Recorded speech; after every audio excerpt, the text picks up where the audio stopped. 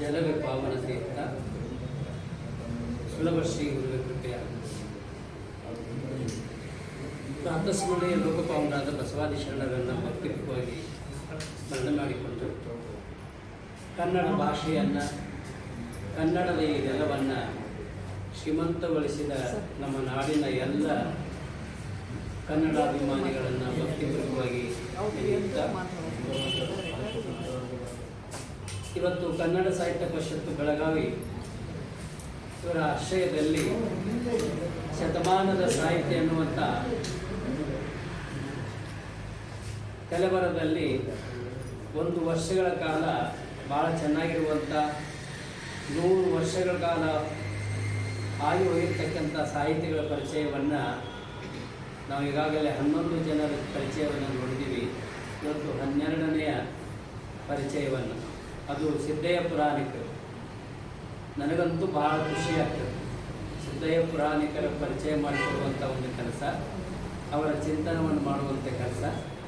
ಇಂಥ ಅವರ ಬದುಕು ಬರಹದ ಈ ಕಾರ್ಯಕ್ರಮದ ಅಧ್ಯಕ್ಷತೆಯನ್ನು ವಹಿಸಿಕೊಂಡಿರ್ತಕ್ಕಂಥ ನಮ್ಮವರೇ ಆಗಿರ್ತಕ್ಕಂಥ ಬೆಳಗಾವಿ ಜಿಲ್ಲೆಯ ಕನ್ನಡ ಸಾಹಿತ್ಯ ಪರಿಷತ್ತಿನ ಕ್ರಿಯಾಶೀಲ ಅಧ್ಯಕ್ಷರಾಗಿರ್ತಕ್ಕಂಥ ಶ್ರೀಮತಿ ಮಂಗಲಾ ಶಿಕ್ಷೆ ಮೆಟಗೂಡರಲ್ಲಿ ಭಕ್ತಿಯ ಶರಣಗಳನ್ನು ಹೇಳ್ತಾ, ಈ ಕಾರ್ಯಕ್ರಮದಲ್ಲಿ ಭಾಗಿಯಾಗಿರ್ತಕ್ಕಂಥ ವಿಪಾಕ್ಷ ದೊಡ್ಡಮಣಿಯವರಲ್ಲಿ, ಹಾಗೆ ಸುರೇಶ್ ನರಗುಂದವರಲ್ಲಿ, ಮೆಣಸಿಕಾಯವರಲ್ಲಿ, ಹಾಗೆ ಈ ಕಾರ್ಯಕ್ರಮದಲ್ಲಿ ಪ್ರೀತಿಯಿಂದ ಆಗಮಿಸಿ ಕಾರ್ಯಕ್ರಮಕ್ಕೆ ಮೆರುಗು ತಂದುಕೊಂಡಿರ್ತಕ್ಕಂಥ ಅಖಿಲ ಭಾರತ ವೀರಶೈವ ಮಹಾಸಭೆಯ ಕ್ರಿಯಾಶೀಲ ಅಧ್ಯಕ್ಷೆಯಾಗಿರ್ತಕ್ಕಂಥ ನಮ್ಮವರಾಗಿರ್ತಕ್ಕಂಥ ಶರಣೆ ರತ್ನಪ್ರಭಾ ಬೆಲ್ಲದವರಲ್ಲಿ ಕೂಡ ಭಕ್ತಿಯ ಶರಣಗಳನ್ನು ಹೇಳ್ತಾ, ಹಾಗೆ ಕಾರ್ಯಕ್ರಮವನ್ನು ನಿರೂಪಣೆ ಮಾಡ್ತಿರ್ತಕ್ಕಂಥ ನಮ್ಮ ಶ್ರೀಮತಿ ಡಾಕ್ಟರ್ ಸೋನೋಳಿ ಅಕ್ಕ ಅವರಲ್ಲಿ ಕೂಡ ಭಕ್ತಿಯ ಶರಣಗಳನ್ನು ಹೇಳ್ತಾ, ಈ ಕಾರ್ಯಕ್ರಮದಲ್ಲಿ ಪಾಲ್ಗೊಂಡಿರ್ತಕ್ಕಂಥ ಎಲ್ಲ ಕನ್ನಡಾಭಿಮಾನಿಗಳಲ್ಲಿ ನನ್ನ ಭಕ್ತಿಯ ಶರಣಾರ್ಥಿಗಳು. ಏನು ಚಾಲು ಮಾಡಬೇಕು, ಈ ಕಡೆ ಈಗ ಬಂದು ಹೊಳಿಸಿ ನೋಡಿದ ನನಗೆ ಟೈಮ್ 20 ನಿಮಿಷ ಕೊಟ್ಟ, ಮಾತಾಡೋರಿಗೆ 20 ನಿಮಿಷ. ಅದು ಸಿದ್ದಯ್ಯ ಪುರಾಣಿಕರ ಸಾಧನೆಯ ಮೈಲುಗಲ್ಲುಗಳ ವಿಸಿವಿಗಳನ್ನು ಹೇಳಕ್ಕೆ 20 ನಿಮಿಷ ಸಾಗುದಿಲ್ಲ. ಬೇರೆ ಅವರ ವಚನಗಳು, ನಾಟಕಗಳು, ಕಥೆಗಳು, ಕಾದಂಬರಿಗಳು, ಆತ್ಮಚರಿತ್ರೆಗಳು ಇವುಗಳ ಬಗ್ಗೆ ಅಲ್ಲ ರೀ. ಅವರ ಸಾಧನೆಯ ಮೈಲುಗಲ್ಲುಗಳ ಪರಿಚಯವನ್ನು ಹೇಳಕ್ಕೆ 20 ನಿಮಿಷ ಬೇಕು. ಅಂಥ ಒಂದು ಸಾಗರದ ಪರಿಚಯವನ್ನು ಹಳ್ಳಿಯೊಳಗೆ ಮುದುಕಿ ರಾಮಾಯಣ ಹೇಳ್ದಂಗೆ ಹೇಳಬೇಕಾಗಿದೆ. ಯಾಕಂದ್ರೆ ಸಮಯ ಭಾಳ ಕಡಿಮೆ, ವಿಷಯ ಭಾಳ ದೊಡ್ಡ. ಸಿದ್ದಯ್ಯ ಪುರಾಣಿಕರು ಕನ್ನಡವನ್ನು ಸಿದ್ಧಿಸಿಕೊಂಡ ಮಹಾನುಭಾವರು. ಸಿದ್ದಯ್ಯ ಪುರಾಣಿಕರು ಶರಣ ಸಾಹಿತ್ಯವನ್ನು ಕರಗತ ಮಾಡಿಕೊಂಡು ಸಮುದಾಯಕ್ಕೆ ಶರಣ ಸಂಪದವನ್ನು ತಿಳಿ ಹೇಳಿರ್ತಕ್ಕಂಥ ಪರಿಚಯ ಮಾಡಿಕೊಂಡ ಮಹಾನುಭಾವರು ಯಾರಪ್ಪ ಅಂದ್ರೆ ಸಿದ್ದಯ್ಯ ಪುರಾಣಿಕರು. ಒಂದು ಮಗ್ಗಲ, ಇನ್ನೊಂದು ಮಗ್ಗಲ ಅವರ ಮನೆತನ, ಇನ್ನೊಂದು ಮಗ್ಗಲ ಅವರ ಅಧಿಕಾರ. ಈ 3 ಮಗ್ಗಲುಗಳನ್ನು ಪರಿಚಯ ಮಾಡಿಕೊಡ್ಬೇಕಾದ್ರೆ ಬಹಳಷ್ಟು ವೇಳೆ ಬೇಕಾಗ್ತದೆ. ಆದರೂ ಕೂಡ ತಮಗೆ ನೋವಾಗದಂತೆ, ತಮಗೆ ಬೇಸರವಾಗದಂತೆ ಕೆಲವು ವಿಚಾರಗಳಲ್ಲಿ ನಾನು ಅವರ ಬಗ್ಗೆ ಪರಿಚಯ ಮಾಡಿಕೊಡ್ತೀನಿ. ಅವ್ರದ್ದೊಂದು ನಮ್ಮ ಕನ್ನಡ ನಾಡಿನೊಳಗೆ ಎಲ್ಲ ಗಾಯಕರು ಹಾಡಿದಂಥ ಒಂದು ಹಾಡು, ಶ್ರೇಷ್ಠವಾಗಿರುವಂಥ ಹಾಡು. ನಾವು ಸಣ್ಣವರಿದ್ದಾಗ ಬೈಲೊಂಗಲು, ಮುರುಗೋಡು, ಕೆಲವೊಂದು ಮಠಗಳಿಗೆ ಹೋದರೆ ನಮ್ಮ 1000 ಹಾಡಿನ ಸರ್ದಾರ ಬರ್ತಿದ್ರು. ಯಾರಂದರೆ ಮುರುಗೋಡದ ಕೆ ವಾಳಪ್ಪನವರು. ಅವರು ಒಂದು ಹಾಡು ಹಾಡ್ತಿದ್ರು ಸಿದ್ದಯ್ಯ ಪುರಾಣಿಕರು. ಅದು ಯಾವುದು ಅಂತಂದರೆ ಈಗ ಅದನ್ನು ಹಾಡ್ತೀನಿ ನಾನು. ಏನಾದರೂ ಆಗು ನೀ ಬಯಸಿದಂತಾಗು, ಏನಾದರೂ ಆಗು ನಿನ್ನಿಚ್ಛೆಯಂತಾಗು, ಏನಾದರೂ ಸರಿಯೇ ಮೊದಲು ಮಾನವನಾಗು, ಏನಾದರೂ ಆಗು ನೀ ಬಯಸಿದಂತಾಗು. ಓದಿ ಬ್ರಾಹ್ಮಣನಾಗು, ಕಾದಿ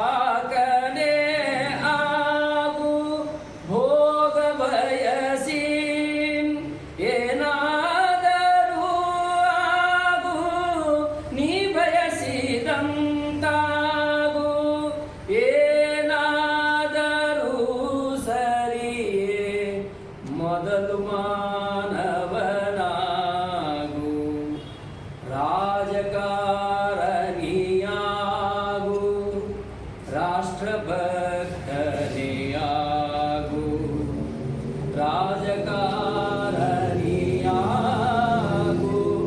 ರಾಷ್ಟ್ರಭಕ್ತನೆಯಾಗು ಕಲೆಗಾರ ವಿಜ್ಞಾನಿ ವ್ಯಾಪಾರಿಯಾಗು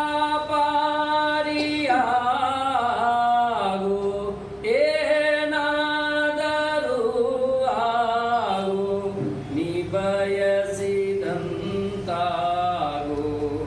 ಏನಾದರೂ ಆಗು ನಿನ್ನಿಚ್ಛೆಯಂತಾಗು ಏನಾದರೂ ಸರಿಯೇ ಮೊದಲು ಮಾನವನಾಗು ಮೊದಲು ಮಾನವನಾಗು ಮೊದಲು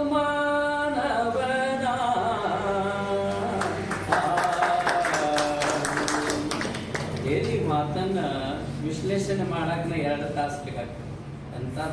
ಇವತ್ತಿನ ಈ ದಿನಮಾನಗಳನ್ನು ನೋಡಿದ್ರೆ ಇದಕ್ಕೆ ಮತ್ತೆ ಬೇರೆ ಬರೀತಿದ್ರೇನೋ ಅಂತ ಅನಿಸ್ತದೆ. ಇವತ್ತಿನ ವಾತಾವರಣ, ಇವತ್ತಿನ ರಾಜಕಾರಣ, ಇವತ್ತಿನ ವ್ಯಾಪಾರಿ ಬುದ್ಧಿ, ಇವತ್ತಿನ ಜಾತಿಯ ಗೊಂದಲ, ಇವತ್ತಿನ ಪಂಗಡಗಳ ನಡುವಿನ ಇರುವಂಥ ದ್ವೇಷ ಅಸೂಯೆಗಳನ್ನು ನೋಡಿದರೆ ಇನ್ನೂ ಏನು ಬರೀತಿದ್ರೇನೋ ಅಂತ ಅನಿಸ್ತದ. ಆದರೂ ಕೂಡ ಇವನ್ನೆಲ್ಲ ಬಿಟ್ಟು ಏನಾಗಿರಪ್ಪ ಅಂತಂದ್ರೆ ಮಾನವರಾಗಲಿ ಅನ್ನುವಂಥ ಒಂದು ಹೊಸ ಆಯಾಮವನ್ನು ಪರಿಚಯ ಮಾಡಿಕೊಟ್ಟು ನೀವೇನಾರಾಗಲಿ ಮೊದಲು ಮನುಷ್ಯರಾಗದೆ ಮಾನವನ ಅಭ್ಯುದಯ ಆಗದು, ಮನುಷ್ಯರಾಗದೆ ಮಾನವನ ವಿಕಾಸ ಆಗದು, ಮನುಷ್ಯನಾಗದೆ ಅಂತರಂಗದ ವಿಕಾಸ ಆಗಲಾರದು ಅನ್ನುವಂಥ ವಿಚಾರವನ್ನಿಟ್ಟುಕೊಂಡು ಮನುಷ್ಯ ಆಗಬೇಕು ಅನ್ನುವಂಥ ವಿಚಾರ. ಅದಕ್ಕೆ ಅವೇನು ಮನುಷ್ಯ ಏನ್ರಿ ಅಂತ ಬೈತಾರೆ ಹಳ್ಯಾಗ, ಸಾಮಾನ್ಯ ಶಬ್ದ ಅಂದರೆ ಮೊದಲು ಮನುಷ್ಯ ಆಗಬೇಕು.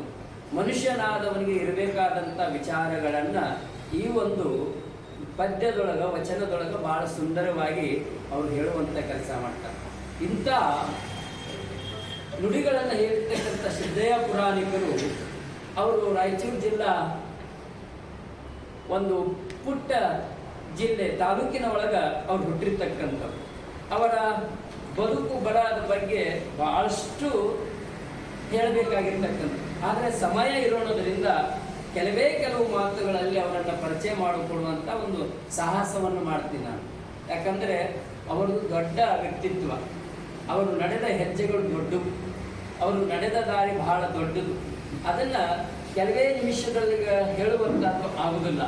ಅದಕ್ಕಾಗಿ ಅವರು ಕೆಲವು ವಿಚಾರಗಳನ್ನು ಹೇಳೋದಾದರೆ ರಾಷ್ಟ್ರಕವಿ ಕುವೆಂಪು ಅವರು ಹೇಳ್ತಾರೆ, ಶ್ರೀ ಸಿದ್ದಯ್ಯ ಪುರಾಣಿಕರನ್ನು ನಾನು ಅನೇಕ ವರ್ಷಗಳಿಂದ ಬಲ್ಲೆ. ಜ್ಞಾನ, ಅಧಿಕಾರ, ವಿನಯ, ಸೌಜನ್ಯ, ಸೃಜನಶೀಲತೆಗಳು ಏಕತ್ರ ಸಮಾವೇಶಗೊಳ್ಳುವುದು ಬಹಳ ತುಂಬ ವಿರಳ, ಅಪರೂಪ. ನಮ್ಮೆಲ್ಲರ ಅನುಭವಕ್ಕೆ ಬಂದ ಅದು ವಿಷಯವಾಗಿರುವಂಥದ್ದು. ಇದಕ್ಕೆ ಅಪರೂಪವಾಗಿ ನಿಂತ ಪ್ರತಿಭಾಶೀಲ ಸತ್ಪುರುಷ ವಿರಳ ಪಂಕ್ತಿಯಲ್ಲಿ ನಿಂತಿದ್ದಾರೆ ಶ್ರೀ ಪುರಾಣಿಕರು ಅನ್ನುವಂಥ ಮಾತನ್ನು ರಾಷ್ಟ್ರಕವಿ ಕುವೆಂಪು ಅವರು ಹೇಳ್ತಾರೆ. ಒಬ್ಬ ರಾಷ್ಟ್ರಕವಿ ಕುವೆಂಪು ಅವರು ಇಂಥ ಮಾತುಗಳನ್ನು ಹೇಳಬೇಕಾದರೆ ಸಿದ್ದಯ್ಯ ಪುರಾಣಿಕರ ವ್ಯಕ್ತಿತ್ವ ಅದು ಎಷ್ಟು ದೊಡ್ಡದು ಅನ್ನುವಂಥದ್ದು ಶಬ್ದಗಳ ಮೂಲಕ ನಮಗೆ ಅವ್ರು ಹೇಳಿಕೊಡುವಂಥ. ಅದಕ್ಕೆ ಕಾರಣವೂ ಇದೆ. ಯಾಕಂದರೆ ಸಿದ್ದಯ್ಯ ಪುರಾಣಿಕರು ದ್ಯಾಂಪುರದ ಚೆನ್ನ ಕವಿಗಳ ಮೊಮ್ಮಗ. ಅವರು ದ್ಯಾಂಪುರದ ಚೆನ್ನ ಕವಿಗಳು ಅವರ ಮಗನಾಗಿರ್ತಕ್ಕಂಥ ಕಲ್ಲಿನಾಥ ಶಾಸ್ತ್ರಿಗಳು ಕೂಡ ರಾಷ್ಟ್ರಕವಿ ಕುವೆಂಪು ಅವರಿಗೆ ಬಹಳ ಪರಿಚಯವಾಗಿರುವಂಥವ್ರು. ಅವರ ಮನೆತನದ ಬಗ್ಗೆ ಎಲ್ಲ ಗೊತ್ತಿರುವಂಥವ್ರು. ನೋಡ್ರಿ, ಹುಲಿ ಹೊಟ್ಟೆಯೊಳಗೆ ಹುಲಿನೇ ಹುಟ್ಟುತ್ತಲ್ಲ ಅನ್ನೋದಕ್ಕೆ ನಾವೆಲ್ಲ ಹೇಳ್ತೀವಿ, ನಾವು ಬೇಕಾದಷ್ಟು ಮಾತುಗಳನ್ನು ಹೇಳ್ತೀವಿ. ಒಬ್ಬ ಒಳ್ಳೆ ಮಗಳು ಹುಟ್ಟಿದಾಳಂದ್ರೆ ಅವಳದಕ್ಕೆ ಕಾರಣ ಅವಳ ತಾಯಿ. ಒಬ್ಬ ಒಳ್ಳೆ ಮಗ ಹುಟ್ಟ್ಯಾನಂದ್ರೆ ಅದಕ್ಕೆ ಅವರ ತಂದೆ ಅನ್ನುವಂಥ ಮಾತು. ಒಂದು ಒಳ್ಳೆ ಬೆಳೆ ಬಂದಿದೆ ಅಂದರೆ ಆ ಮಣ್ಣಿನ ಗುಣ ಅನ್ನುವಂಥದ್ದು. ಹಾಗೆ ಸಿದ್ದಯ್ಯ ಪುರಾಣಿಕರು ಅನ್ನುವಂಥ ಒಬ್ಬ ಮಹಾನ್ ವ್ಯಕ್ತಿ ಇಲ್ಲಿ ಬರ್ಲಿಕ್ಕೆ ಕಾರಣದಿಂದ ಈ ಕನ್ನಡ ನಾಡಿನೊಳಗೆ ಹುಟ್ಟಿ ಬರ್ಲಿಕ್ಕೆ ಕಾರಣ ಏನಂತಂದ್ರೆ ಆ ದ್ಯಾಂಪುರದ ಆ ಪುರಾಣಿಕ ಮನೆತನದ ಆ ವ್ಯವಸ್ಥೆ, ಆ ಪರಿಸರ, ಅವರ ಮನೆಯ ವಾತಾವರಣ ಅಷ್ಟು ಚೆನ್ನಾಗಿತ್ತು. ಚೆನ್ನ ಕವಿಗಳು ಬಹಳಷ್ಟು ಜ್ಞಾನಿಗಳು, ಅನುಭಾವಿಗಳು, ವೇದ ಆಗಮ ಉಪನಿಷತ್ತುಗಳನ್ನು ತಿಳಿದುಕೊಂಡವರು, ಆ ನಾಡಿನೊಳಗೆ ಹಲವಾರು ನಾಟಕಗಳನ್ನು ಬರೆದಂಥವರು. ಅಲ್ಲೆಲ್ಲ ಆ ಗೌಂಡಿ ಶಾಲೆ ಅಂತ ಇರ್ತಿದ್ದು, ಶಾಲೆಯನ್ನು ಪ್ರಾರಂಭ ಮಾಡಿದಂಥವ್ರು ಪುರಾಣಿಕರು. ಯಾರು? ದ್ಯಾಂಪುರದ ಚೆನ್ನ ಕವಿಗಳು. ಗೌಂಡಿ ಶಾಲೆಗಳಂತಂದ್ರೆ ಅದಕ್ಕೇನೆ ಯಾರು ರೊಕ್ಕ ಕೊಡೋದಿಲ್ಲ, ಏನಿಲ್ಲ. ಮಕ್ಕಳು ಬಂದು ಕುತ್ಕೊಳ್ಳೋದು, ಕಲಿಯೋದು, ಯಾರೋ ಒಂದಿಷ್ಟು ಕಾಳು ಕಡಿಗಳು ಕೊಟ್ಟರೆ ಅದನ್ನು ತಗೊಂಡು ಜೀವನ ನಡೆಸುವಂಥ ಒಂದು ಶಾಲೆ, ಅದಕ್ಕೆ ಗೌಂಡಿ ಶಾಲೆ ಅಂತ ಕರೀತಾರೆ. ನಮ್ಮ ದಕ್ಷಿಣ ಕರ್ನಾಟಕದೊಳಗೆ ಕೂಲಿ ಮಠ ಅಂತ ಕರೀತಾರೆ. ಅಂದ್ರೆ ಪಾಠ ಮಾಡಿದ್ರೆ ಒಂದಿಷ್ಟು ಕೂಲಿ ಇಸ್ಕೊಂಡು ಕೂಲಿ ಮಠ ಅಂತ ಕರೀತಾರೆ. ನಮ್ಮ ಈಗ ಉತ್ತರ ಕರ್ನಾಟಕ ಕಡೆ ಗೌಂಟಿ ಸಾಲಿ ಅಂತಿರ್ತಾರೆ ನೋಡ್ರಿ. ನಮ್ಮ ಹಿರಿಯರೆಲ್ಲ ನಾ ಎಲ್ಲ ಗೌಂಟಿ ಸಾಲಿಯಾಗ ಕಲ್ತೀನಪ್ಪ, ಸಣ್ಣ ಪಿಂಡಿ ಐತೆ ದೊಡ್ಡ ಪಿಂಡಿ ಐತೆ ಅಂತ ತಿಳ್ಕೊಂಡು ಅಂತ ಶಾಲೆಯನ್ನು ಪ್ರಾರಂಭ ಮಾಡಿದವ್ರು ಯಾರಪ್ಪ ಅಂತಂದ್ರೆ ದ್ಯಾಂಪುರದ ಚನ್ನಕವಿಗಳು. ಬಹಳ ವಿದ್ಯೆಯಲ್ಲಿ ಮಹಾ ಸಾಧನೆಯನ್ನು ಮಾಡಿರ್ತಕ್ಕಂಥವ್ರು. ವೇದ ಆಗಮ ಉಪನಿಷತ್ತುಗಳನ್ನು ನಿರರ್ಗವಾಗಿ ಹೇಳುವಂಥದ್ದು. ಅವ್ರು ಬಾಯಿ ತೆಗೆದ್ರೆ ಎಲ್ಲರೂ ಬಾಯಿ ತೆಗೆದು ಕುತ್ಕೊಂಡು ಕೇಳಬೇಕು ಅಂತ ಒಬ್ಬ ಪಂಡಿತರಾಗಿದ್ರು, ಮಹಾಜ್ಞಾನಿಗಳು. ಅಂಥವ್ರ ಹೊಟ್ಟೆಯೊಳಗೆ ಯಾರು ಹುಡ್ತಾರೆ ಅಂದ್ರೆ ಕಲ್ಲಿನಾಥರು ಅಂತಿಕೊಂಡು. ಕಲ್ಲಿನಾಥರು ಕೂಡ ಅಪ್ಪನ ಹಾಗೇನೆ ಕೂಡ ಇವರು ಕೂಡ ಒಳ್ಳೆಯ ಪಂಡಿತರಾಗಿದ್ರು. ಪಂಡಿತರು ಪುರಾಣದೊಳಗೆ ಶಾಸ್ತ್ರದೊಳಗೆ ಎಲ್ಲವನ್ನ ಅವರ ಅಪ್ಪನಿಂದ ಬಳುವಳಿಯಾಗಿ ಪಡೆದುಕೊಂಡರು. ಮನೆಯ ವಿದ್ಯೆ ಆಗಿತ್ತದು, ರಕ್ತಗತವಾಗಿ ಹರಿದು ಬಂದಿತ್ತದು. ಕಲ್ಲಿನಾಥ ಶಾಸ್ತ್ರಿಗಳು ಸಣ್ಣವರಿದ್ದಾಗ ಅವರ ಅಪ್ಪ ಹಿರಿಯರೊಳಗೂಡಿ ಮಾತನಾಡುವ ಮಾತುಗಳನ್ನ, ಚಿಂತನ ಮಾತುಗಳನ್ನ ದಿನನಿತ್ಯ ಅವರ ಜೊತೆಗೂಡಿ ಕೇಳ್ತಾ ಇದ್ರು. ಆ ಮಾತುಗಳು ಕಲ್ಲಿನಾಥರಿಗೆ ಬರ್ತಾರೆ, ಕಲ್ಲಿನಾಥ ಪುರಾಣಿಕರಿಗೆ. ಅವರು ಬರಬರ್ತಾ ಅವರು ತಮ್ಮ ಸಾಧನೆಯನ್ನ ಪಡೆದುಕೊಂಡ ವಿದ್ಯೆಯನ್ನ ಅವ್ರು ಏನು ಮಾಡ್ತಾರೆ ಅಂತಂದ್ರೆ ಆ ಪುರಾಣ ರೂಪದೊಳಗೆ ಹೇಳಲಿಕ್ಕೆ ಪ್ರಾರಂಭ ಮಾಡ್ತಾರೆ. ದ್ಯಾಂಪುರದ ಚನ್ನ ಕವಿಗಳು ಹಲವಾರು ಪುರಾಣಗಳನ್ನು ಬರೀತಾರೆ. ಹಾಗೇನೆ ಅವ್ರ ಮಗನಾಗಿರ್ತಕ್ಕಂಥ ಕಲ್ಲಿನಾಥರು ಕೂಡ ಹಲವಾರು ಪುರಾಣಗಳನ್ನ, ಪುಸ್ತಕಗಳನ್ನ, ಗ್ರಂಥಗಳನ್ನ ನಾಡಿಗೆ ಕೊಡುವಂತ ಕೆಲಸವನ್ನ ಮಾಡ್ತಾರೆ. ಬಹಳ ಚೆನ್ನಾಗಿ ಮಾಡ್ತಾರೆ. ಪುರಾಣಗಳನ್ನ ಬರೆಯೋದ್ರ ಜೊತೆಗೆ ಸಾಹಿತ್ಯವನ್ನ ರಚನೆ ಮಾಡೋದ್ರ ಜೊತೆಗೆ ಹಳ್ಳಿಗೆ ಮಠಗಳಿಗೆ ಪ್ರವಚನಗಳನ್ನು ಹೇಳಲಿಕ್ಕೆ ಬರುವಂತಹದ್ದು ಹೌದು. ನಮ್ಮ ಉತ್ತರ ಕರ್ನಾಟಕಗಳು ಬಹಳ ಖ್ಯಾತಿಯನ್ನು ಪಡೆದಿರ್ತಕ್ಕಂಥದ್ದು. ಮುರುಗೋಡಕ್ಕೂ ಕೂಡ ಅವರು ಕಲ್ಲಿನಾಥ ಶಾಸ್ತ್ರಿಗಳು ಪ್ರವಚನಕ್ಕೆ ಬಂದಿರುವಂತ ಒಂದು ದಾಖಲೆ ಇದೆ. ಕಲ್ಲಿನಾಥ ಶಾಸ್ತ್ರಿಗಳು ಕೂಡ ಒಳ್ಳೆಯ ಪ್ರವಚನ ಮಾಡೋದ್ರಿಂದ ಕಲ್ಲಿನಾಥ ಹೋಗಿ ಕಲ್ಲಿನಾಥ ಶಾಸ್ತ್ರಿಗಳು ಅಂತೇಳಿ ಹೆಸರಾಯಿತು. ಅಂತ ಕಲ್ಲಿನಾಥ ಶಾಸ್ತ್ರಿಗಳವರ ಹೊಟ್ಟೆಯೊಳಗೆ ಹುಟ್ಟಿದಂಥವ್ರು ಯಾರಪ್ಪ ಅಂತಂದ್ರೆ ನಮ್ಮ ಸಿದ್ದಯ್ಯ ಪುರಾಣಿಕರು. 18ನೇ ತಾರೀಕು ಅವರು ಈ ಭೂಮಿ ಮೇಲೆ ಅವತರಿಸಿ ಬರ್ತಾರೆ. ಏನು 18 ತಾರೀಕು, ಇವತ್ತಿನ 18 ತಾರೀಕು ಎಷ್ಟು ಇದಿದೆ ಅಂತಂದ್ರೆ ಕಲ್ಲಿನಾಥ ಶಾಸ್ತ್ರಿಗಳವರ ತಾಯಿ ಹೆಂಡತಿ ದಾನಮ್ಮ ಅಂತಿಕೊಂಡು ಅವರು ಮನೆಯೊಳಗೆ ಎಂತ ಬಡತನ ಇದ್ರು ಯಾರು ಬೇಡಾಕ್ ಬಂದ್ರೆ ಅವ್ರಿಗೆ ಕೊಟ್ಟು ಕಳಿಸೋಳು. ಮೊದಲು ಬೇಡಕ್ ಬಂದವ್ರನ್ನ ಸಂತೃಪ್ತಿ ಮಾಡೋದೇ ಆ ದಾನಮ್ಮನ ಗುಣ ಆಗಿತ್ತು. ಹೆಸರಿಗೆ ತಕ್ಕಂತೆ ಆ ತಾಯಿ ಮನೆಯೊಳಗೆ ಬದುಕ್ತಾ ಇದ್ಲು. ಯಾರು? ಕಲ್ಲಿನಾಥ ಶಾಸ್ತ್ರಿ ಹೆಂಡತಿ ದಾನಮ್ಮ ಅಂತ. ಎಂತ ಆ ಹೆಸರಿಗೆ ಅಪರೂಪವಾಗಿ ಅನುರೂಪಳಾಗಿ ಆ ಹೆಸರನ್ನ ಅನುಸಂಧಾನ ಮಾಡಿಕೊಂಡು ಬದುಕ್ತಾ ಇದ್ಲು. ಸಂಸಾರದ ತೇರನ್ನ ಎಳೆಯುವಂತ ಕೆಲಸ ಮಾಡ್ತಾ ಇದ್ಲು. ಇಂಥ ಆ ಕಲ್ಲಿನಾಥ ಶಾಸ್ತ್ರಿ ಮತ್ತು ದಾನಮ್ಮ ಅವರ ಪವಿತ್ರ ಗರ್ಭದಲ್ಲಿ ಹುಟ್ಟಿರ್ತಕ್ಕಂಥವರೇ ಸಿದ್ದಯ್ಯ ಪುರಾಣಿಕರು. ಈ ಸಿದ್ದಯ್ಯ ಪುರಾಣಿಕರು ಅವರು ಅಲ್ಲಿ ಒಂದು ಊರೊಳಗೆ ದ್ಯಾಂಪುರದೊಳಗೆ ಒಂದು ಕೊಲೆ ಆಗ್ತದೆ. ಕೊಲೆಯಾದಂಥ ಸಂದರ್ಭದೊಳಗ ಆ ಊರಿಗೆ ಎಂದೂ ಪೊಲೀಸರು ಬಂದಿರಲಿಲ್ಲ. ಪೊಲೀಸರು ಬಾರದ ಕಾರಣ ಏನಾಗ್ತದ ಅಂತಂದ್ರೆ ಈ ಕೊಲೆಯಾದ ಸಲುವಾಗಿ ಪೊಲೀಸರು ಬಂದ್ರು, ಊರ್ ಮಂದೆಲ್ಲ ಮನೆ ಬಿಡಾಕ್ ಶುರು ಮಾಡಿ. ಆ ಸಂದರ್ಭದೊಳಗ ಕಲ್ಲಿನಾಥ ಶಾಸ್ತ್ರಿಗಳು ಮತ್ತೆ ಸಿದ್ದಯ್ಯನವರು ಏನ್ ಮಾಡ್ತಾರೆ ಅಂತಂದ್ರೆ ತಮ್ಮ ಸೋದರ ಮಾವನ ಕಳ್ಕಪ್ಪಯ್ಯ ಅನ್ನುವಂತ ಅವರ ಮಾವನ ಮನೆಗೆ ಹೋಗ್ತಾರೆ. ಅಲ್ಲಿ ಹೋಗಿ ಏನ್ ಮಾಡ್ತಾರೆ ಅಂದ್ರೆ ಅಲ್ಲಿ ಶಾಲೆಯನ್ನ ಮಾವನ ಜೊತೆಗೆ ಶಾಲೆ ಕಲಿಯೋದು, ಮತ್ತು ಹೊಳ್ಳಿ ರಾತ್ರಿ ಎಲ್ಲಿ ಬರೋದು ಅಂದ್ರೆ ಡ್ಯಾಂಪಕ್ಕೆ ಬರೋದು. ಮೊದಲಿನ ಕಾಲದಲ್ಲಿ ನಡೆದ ಅಭ್ಯಾಸ ಮಾಡಿದ್ದಾರೆ, ನಡೆದ ಕಲಿತಾರೆ.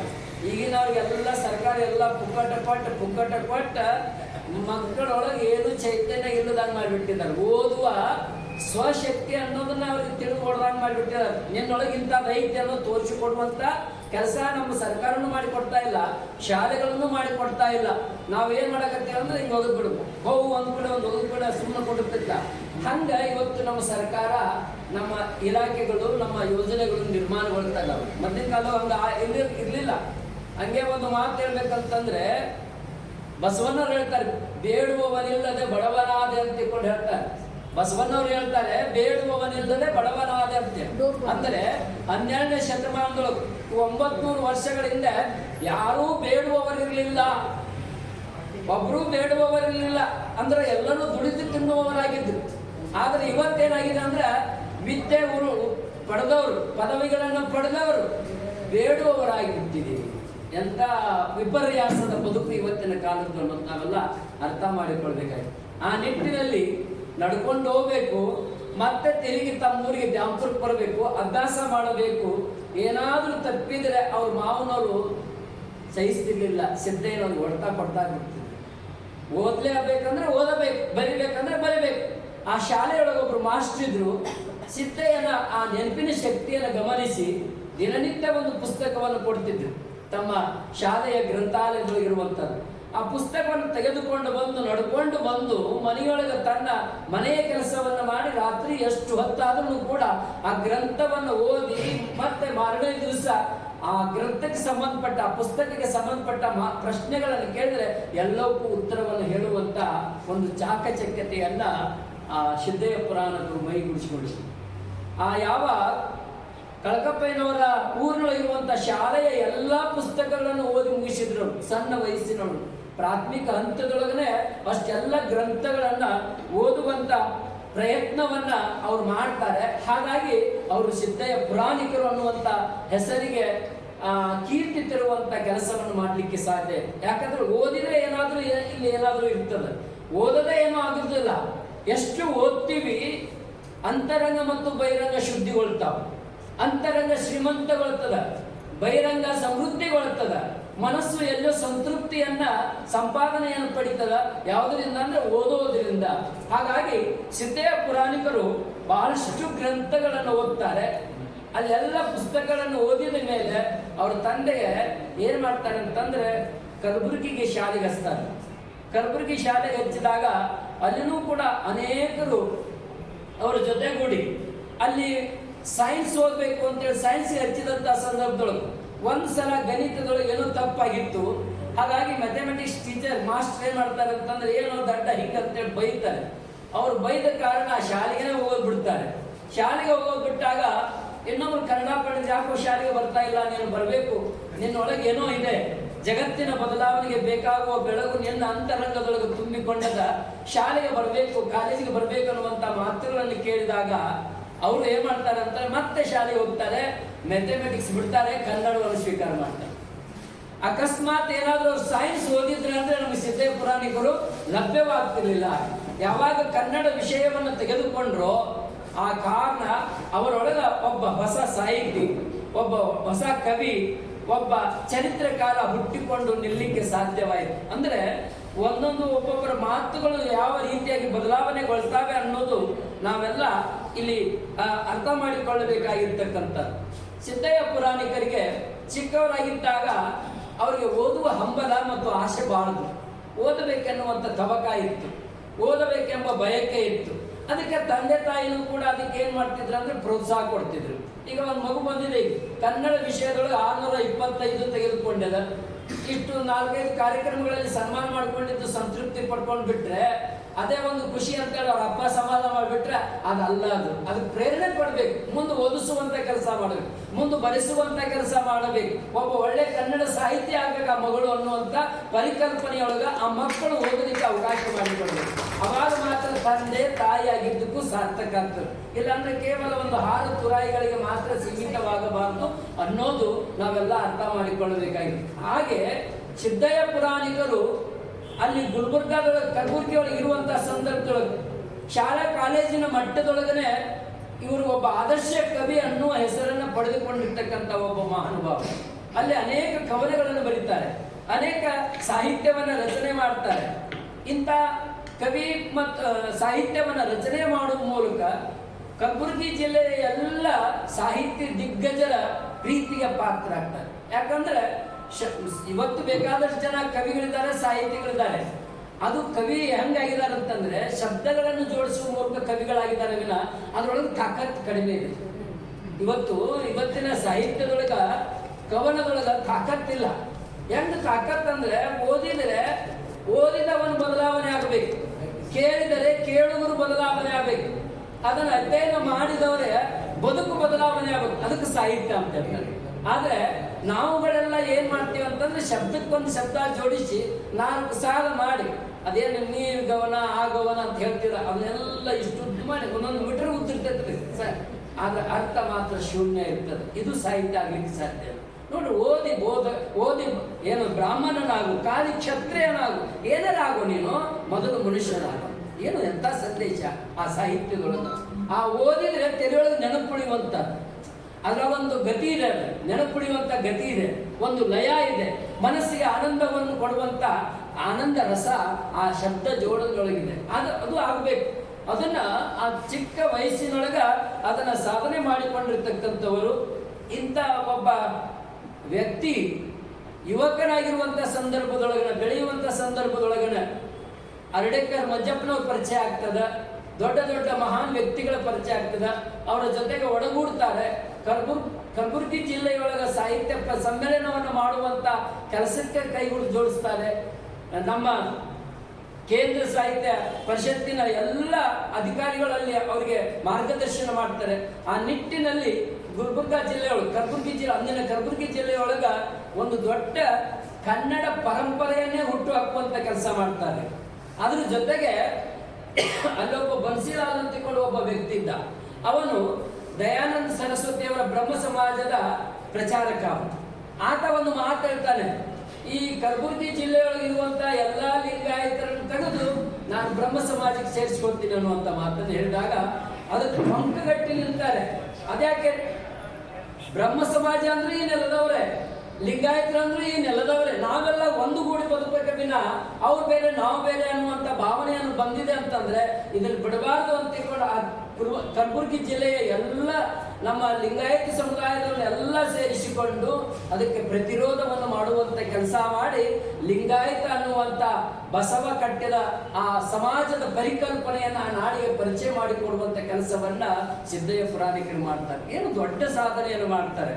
ಅದು ವೈಯಕ್ತಿಕವಾಗಿರ್ತಕ್ಕಂಥ ಮನೆಯ ಧರ್ಮ ಆಗಿದ್ರು ಕೂಡ ಇಂಥ ಕೆಲಸವನ್ನ ಮಾಡುವ ಮೂಲಕ ಸಮಾಜವನ್ನ ಕಟ್ಟುವಂತ ಕೆಲಸವನ್ನ ಅವರೆಲ್ಲ ಬಹಳ ಚೆನ್ನಾಗಿ ಮಾಡ್ತಕ್ಕಂಥ ಕೆಲಸವನ್ನ ನಾವು ನೋಡ್ತೀವಿ. ಅವರು ಅದೇನೆಲ್ಲ ಮುಗಿದ ಮೇಲೆ ಅವರಿಗೆ ಒಂದು ಕೆಲಸ ಬರ್ತದೆ, ತಹಸೀಲ್ದಾರ್ ಆಗುವಂತ ಕೆಲಸ. ಅದು ಹೈದರಾಬಾದ ಆ ಕಾಲಗಳು ಉರ್ದು. ಅವ್ರು ಎಂತ ಪಂಡಿತರು ಅಂದ್ರೆ ಈ ಕಡೆ ಕನ್ನಡನೂ ನಿರರ್ಗಳವಾಗಿ, ಉರ್ದುನೂ ನಿರರ್ಗಳವಾಗಿ, ಹಾಗೇನೆ ಇಂಗ್ಲಿಷ್ನಲ್ಲಿ ನಿರರ್ಗಳವಾಗಿ ಓದು ಬರಹ ಅವನ್ನೆಲ್ಲವನ್ನ ತಿಳಿದಂತ ಒಬ್ಬ ಮಹಾನ್ ವ್ಯಕ್ತಿಯಾಗಿದ್ರು, ಪಂಡಿತರಾಗಿದ್ರು. ಕೇವಲ ಕನ್ನಡ ಓದೋದು ಅಷ್ಟೇ ಅಲ್ಲ, ಕನ್ನಡವನ್ನ ಒಳಗಿನ ಅಮೂಲಾಗ್ರವಾಗಿ ಅಭ್ಯಾಸವನ್ನ ಮಾಡಿದ್ರು. ಇಂಗ್ಲಿಷವನ್ನ ಓದೋದು ಮಾತಾಡೋದು ಅಷ್ಟೇ ಅಲ್ಲ, ಇಂಗ್ಲಿಷನ್ನ ಸಂಪೂರ್ಣವಾಗಿ ಒಳಗನ್ನ ತಿಳ್ಕೊಂಡಿರ್ತಕ್ಕಂಥವ್ರು ಯಾರಪ್ಪ ಅಂದ್ರೆ ಸಿದ್ದಯ್ಯ ಪುರಾಣಿಕರು. ಜೊತೆಗೆ ಉರ್ದುವನ್ನು ಕೂಡ ಬಹಳ ಚೆನ್ನಾಗಿ ಅರ್ಥ ಮಾಡಿಕೊಂಡ ಒಬ್ಬ ಮಹಾನ್ ವ್ಯಕ್ತಿ, ಬಹುಭಾಷೆಯನ್ನು ತಿಳಿದುಕೊಂಡ ಒಬ್ಬ ಒಲವಿನ ಕವಿ, ವಚನದ ರಾಷ್ಟ್ರಾರ ಯಾರು ಅಂತಂದ್ರೆ ಅದು ಸಿದ್ದಯ್ಯ ಪುರಾಣಿಕರು ಅನ್ನುವಂಥ ಮಾತುಗಳನ್ನ ನಾವು ತಿಳಿದುಕೊಳ್ಳಬೇಕಾಗಿರ್ತಕ್ಕಂಥದ್ದು.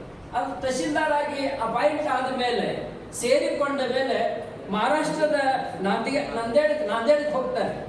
ನಾಂದೇಡಕ್ಕೆ ಹೋಗಿ ಅಲ್ಲಿ ತರಬೇತಿಯನ್ನು ಮುಗಿಸಿಕೊಂಡು ಬಂದು ತಹಸೀಲ್ದಾರ್ ಆಗಿ ಬೇರೆ ಬೇರೆ ಉನ್ನತಿಗಳನ್ನ ಪಡೆದುಕೊಂಡು ಬೇರೆ ಬೇರೆ ಪದವಿಗಳನ್ನ ಅನುಭವಿಸ್ತಾ ಸಮಾಜಮುಖಿ ಚಿಂತನೆಯನ್ನು ಮಾಡುತ್ತಾ ಅಧಿಕಾರವನ್ನ ಸಮಾಜಮುಖಿಯಾಗಿ ಬದಲಾವಣೆ ಮಾಡುವ ಮೂಲಕ ಒಬ್ಬ ಒಳ್ಳೆ ಅಧಿಕಾರಿಯಾಗಿ ಸಮಾಜದೊಳಗೆ ಗುರುತಿಸಿಕೊಂಡವ್ರು ಯಾರಪ್ಪ ಅಂತಂದ್ರೆ ನಮ್ಮ ಸಿದ್ದಯ್ಯ ಪುರಾಣಿಕರು.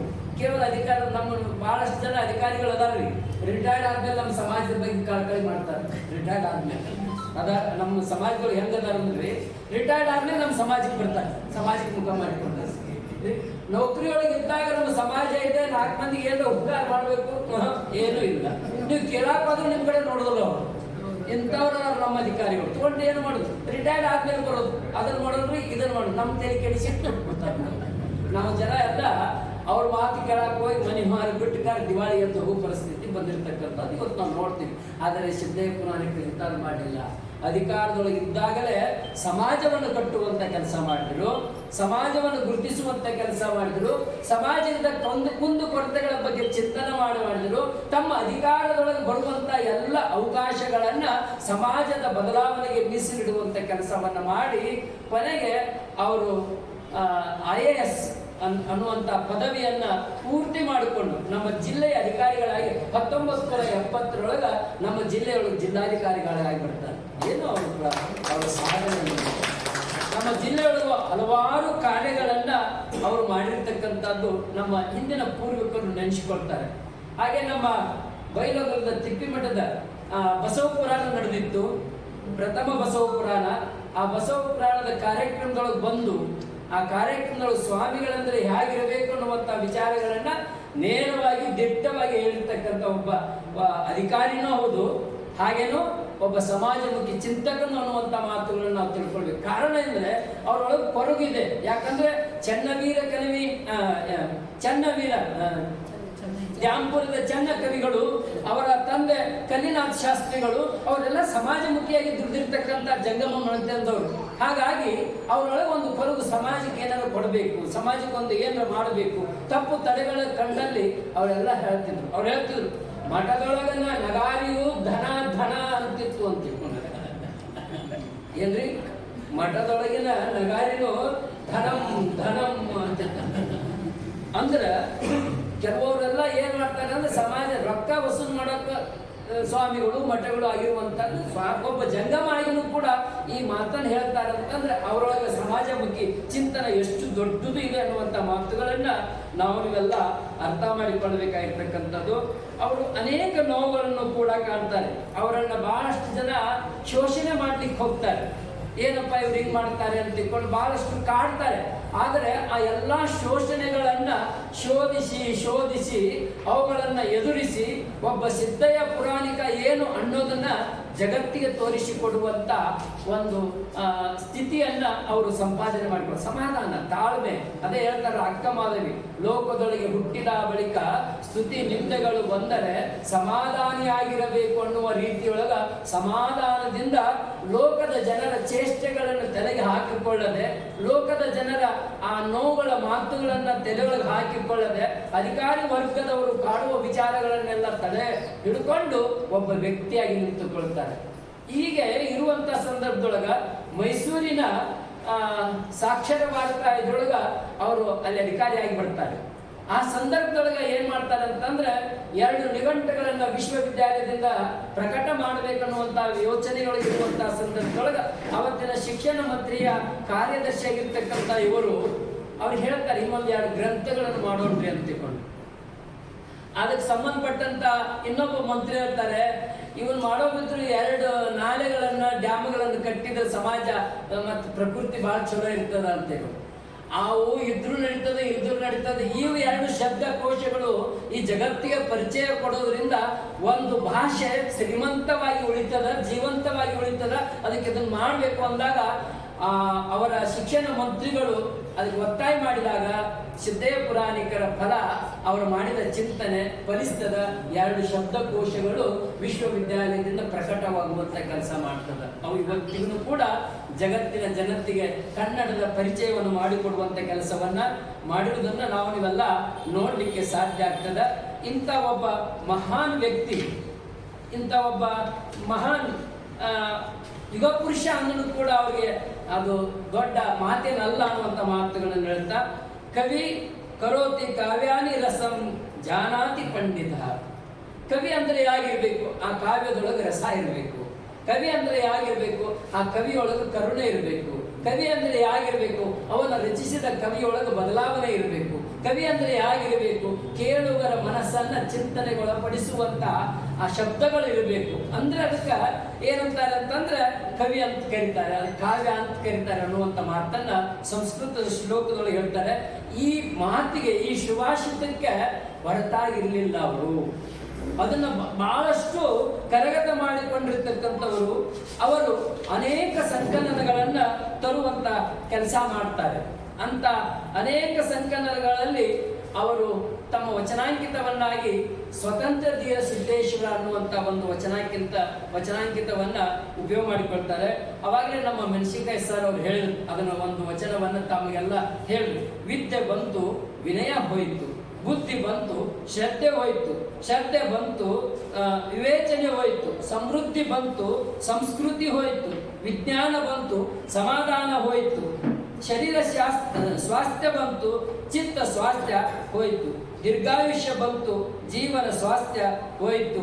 ಬೋಧನೆ ಬಂತು, ಸಾಧನೆ ಹೋಯ್ತು. ಮಾತು ಬಂತು, ಕೃತಿ ಹೋಯ್ತು. ಜಾತಿ ಬಂತು, ಪ್ರೀತಿ ಹೋಯ್ತು.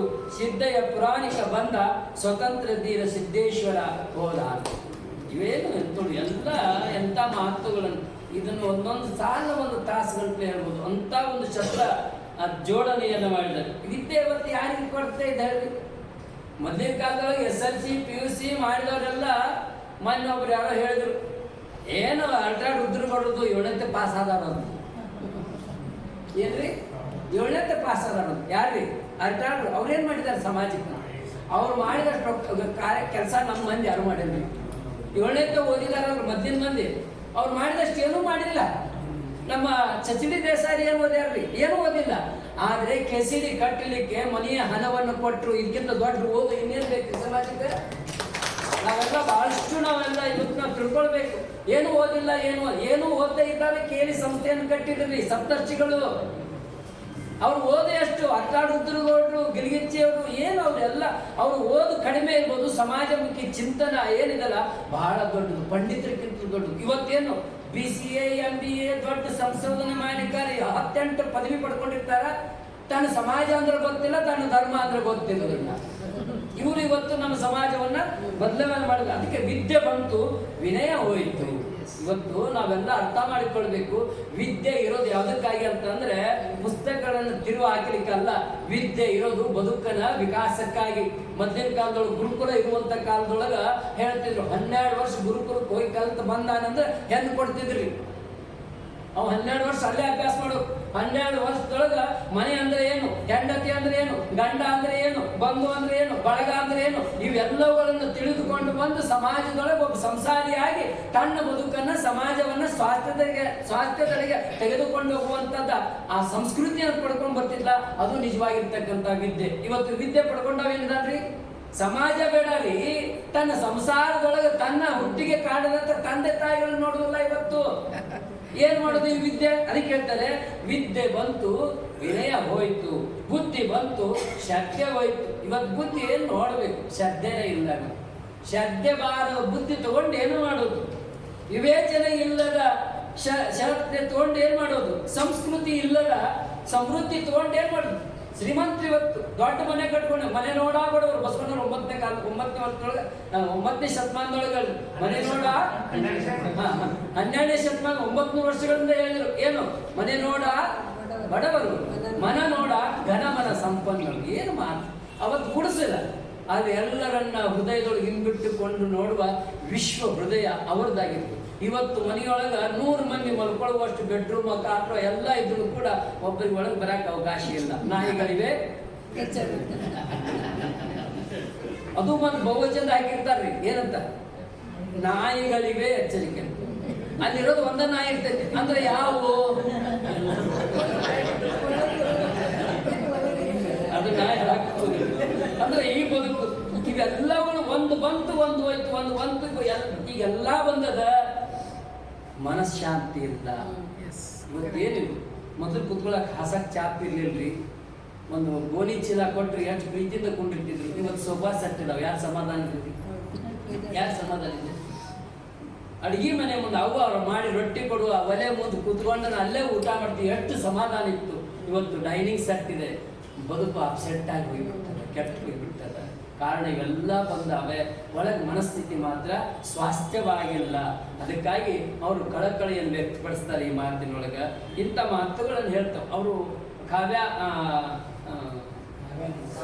ಕಾವ್ಯಾನಂದ ವಚನಾಂಕಿತದೊಳಗ ಕಾವ್ಯನಾಮದ ಮೂಲಕ ಹಲವಾರು ವಚನಗಳು ನಮಗೆ ಕೊಡುವಂತ ಕೆಲಸ ಮಾಡ್ತಾರೆ.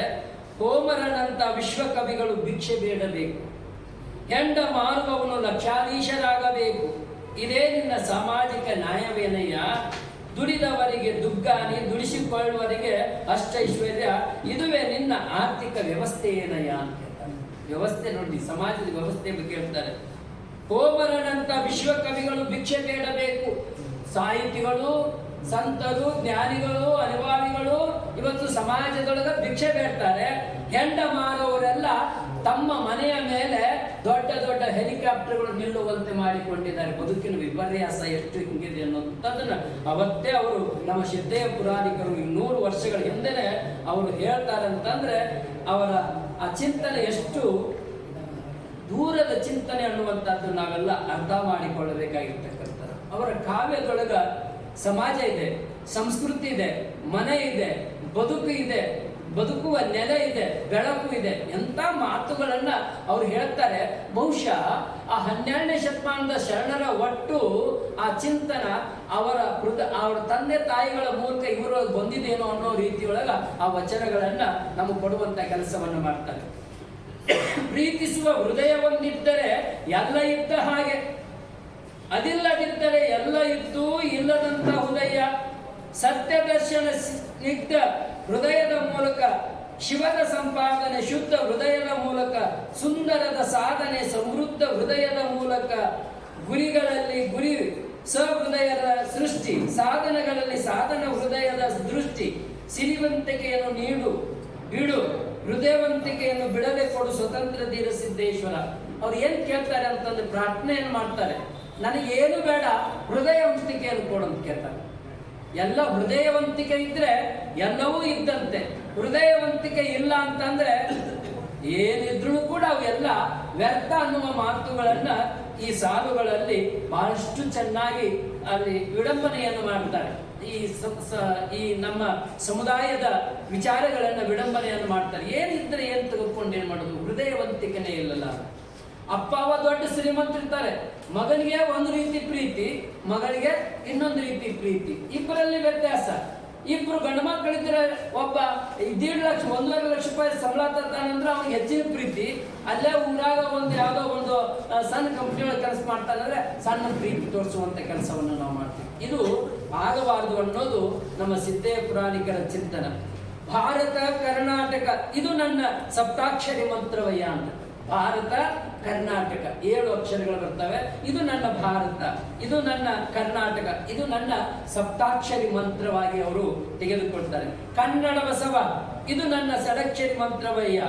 ಸತ್ಯ ಸೌಂದರ್ಯ ಇದು ನನ್ನ ಪಂಚಾಕ್ಷರಿ ಮಂತ್ರವಯ್ಯ. ಪ್ರೀತಿ ನೀತಿ ಇದು ನನ್ನ ಚತುರಕ್ಷರಿ ಮಂತ್ರವಯ್ಯ. ಜನತೆ ಇದು ನನ್ನ ತ್ರಿಕ್ಷರಿ ಮಂತ್ರವಯ್ಯ. ಕಾವ್ಯ ಇದು ನನ್ನ ದಕ್ಷರಿ ಮಂತ್ರವಯ್ಯ. ನೀ ಇದು ನನ್ನ ಏಕಾಕ್ಷರಿ ಮಂತ್ರವಯ್ಯ.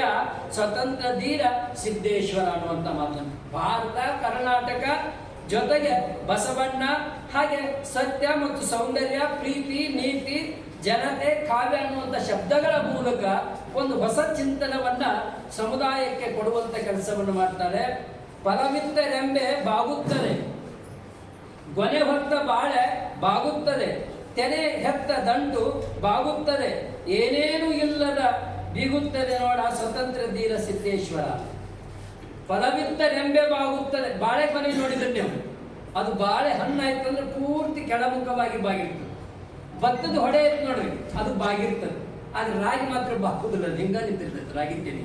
ಅದಕ್ಕೆ ಹೇಳ್ತಾರೆ ಗೊನೆ ಹೊತ್ತ ಬಾಳೆ ಬಾಗುತ್ತದೆ, ತೆನೆ ಹೊತ್ತ ದಂಟು ಬಾಗುತ್ತದೆ, ಏನೇನು ಇಲ್ಲದದು ಬೀಗುತ್ತದೆ ನೋಡ ಸ್ವತಂತ್ರ ಧೀರ ಸಿದ್ದೇಶ್ವರ ಅಂತ. ಕೆಲವರು ಇರ್ತಾರೆ ಲಾಂಗ್ ಜಾಕೆಟ್ ಎಂಟಿ ಪಾಕೆಟ್ ಅನ್ನುವಂತ ಮಾತನ್ನ ಹೇಳ್ತಾರೆ. ನೋಡಾಕ ದೊಡ್ಡ ಅಂಗಿ ಹಾಕೊಂಡಿರ್ತಾರೆ, ಕಿಸೆ ಮಾತ್ರ ಪೈಸಾ ಇರುದಿಲ್ಲ ಅಂತ ಹೇಳಿ. ಲಾಂಗ್ ಜಾಕೆಟ್ ಎಂಟಿ ಪಾಕೆಟ್. ಹಾಗೆ ನೋಡಾಕ ದೊಡ್ಡವರು ಆದ್ರೆ ಕಿಸೆದೊಳಗೆ ಏನೋ ಒಂದು ಪೈಸಾನು ಇರುವುದಿಲ್ಲ. ಇದು ಅಹಂಕಾರದ ಮಾತುಗಳನ್ನ ನಾವು ಬಿಡಬೇಕು ಅನ್ನುವಂಥ ಮಾತುಗಳನ್ನ ಬಹಳ ಚೆನ್ನಾಗಿ ನಮ್ಮ ಸಿದ್ಧೇಯ ಪುರಾಣಿಕರು ಇಲ್ಲಿ ನಮಗೆಲ್ಲ ವಿವರಣೆಯನ್ನು ಕೊಡುವಂತ ಕೆಲಸ ಮಾಡ್ತಾರೆ. ಅವರ 3ನೇ ವಚನ ಸಂಕಲನ ಅದು ವಚನ ರಾಮ ಅನ್ನುವಂಥದ್ದು. ಅದರೊಳಗೆ ಹೇಳ್ತಾರೆ, ಮಾವು ಮಲ್ಲಿಗೆಗಳನ್ನು ಕಂಡಾಗಲೆಲ್ಲ ಪಂಪನನ್ನು ನೆನೆಯುತ್ತೇನೆ.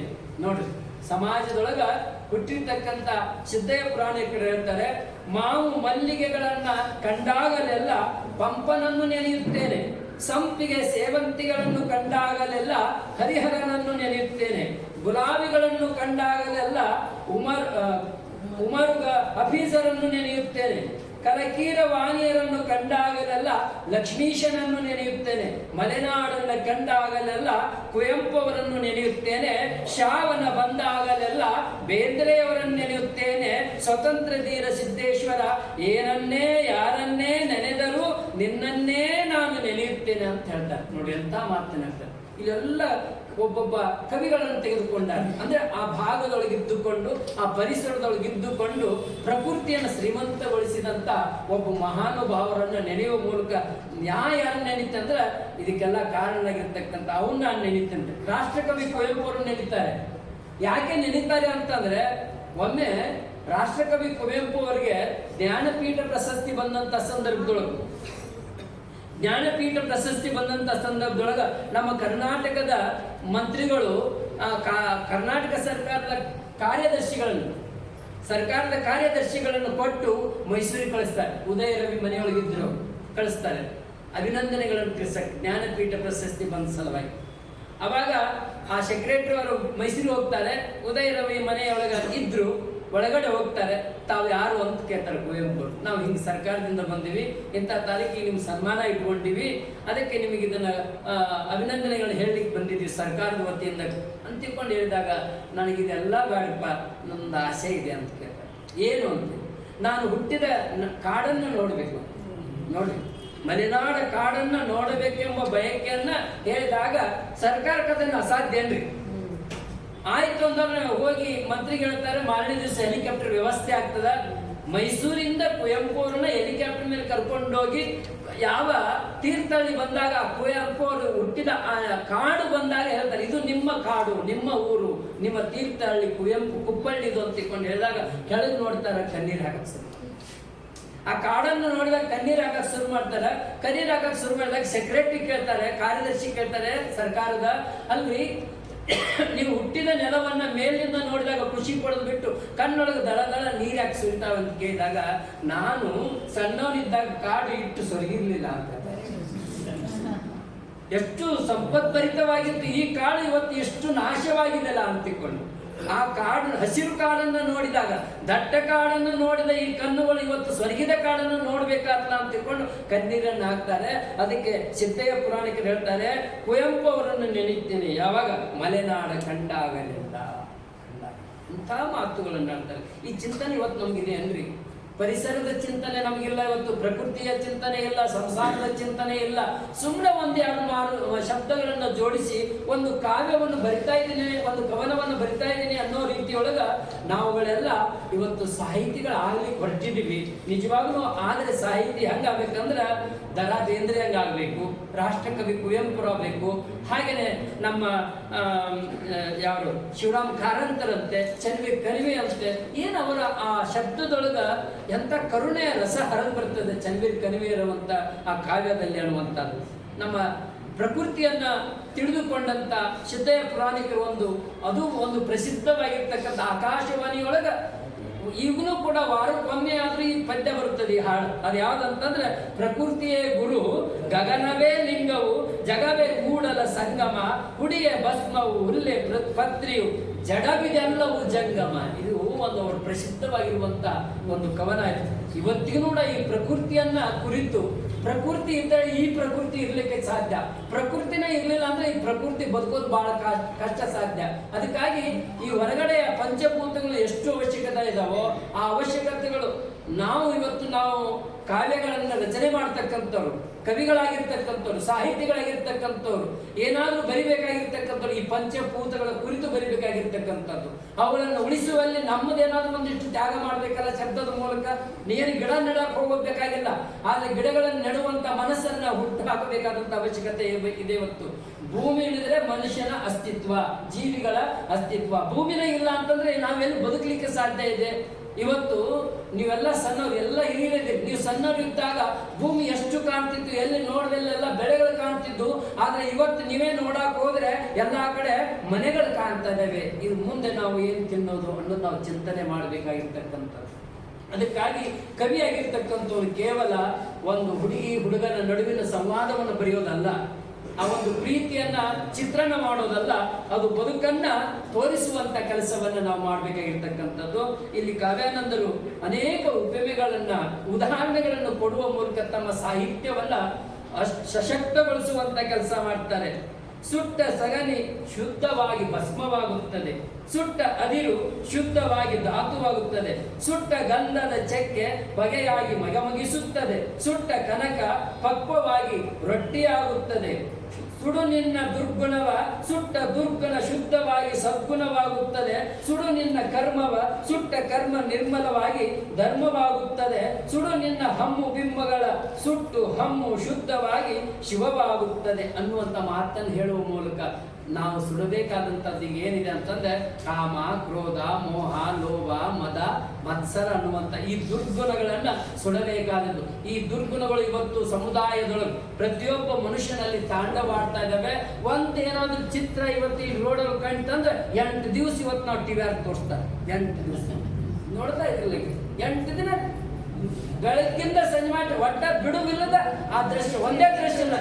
ಈ ಮಟ್ಟಿಗೆ ಮನುಷ್ಯನ ಬದುಕು ಎಷ್ಟು ಕೆಟ್ಟೋಗಿದೆ ಅಂತ ತಿಳ್ಕೊಂಡು. ಮೊದಲು ಶಿಷ್ಟಾಚಾರ ಇತ್ತು, ಈಗ ಭ್ರಷ್ಟಾಚಾರ ತುಂಬಿಕೊಂಡ್ಬಿಟ್ಟದ. ಶಿಷ್ಟಾಚಾರ ಜಗದೊಳಗ ಏನಾಗಿದೆ ಅಂತಂದ್ರೆ ಭ್ರಷ್ಟಾಚಾರ ತುಂಬಿಕೊಂಡ್ಬಿಟ್ಟದ. ಇಂಥ ಸಿದ್ದಯ್ಯ ಪುರಾಣಿಕರದು ಒಂದು ಅಗದಿ, ಅದು ನಮ್ಮ ಎಲ್ಲಾ ಮಠಗಳಲ್ಲಿ ಹಾಡುವಂತ ಒಂದು ಪದ್ಯ.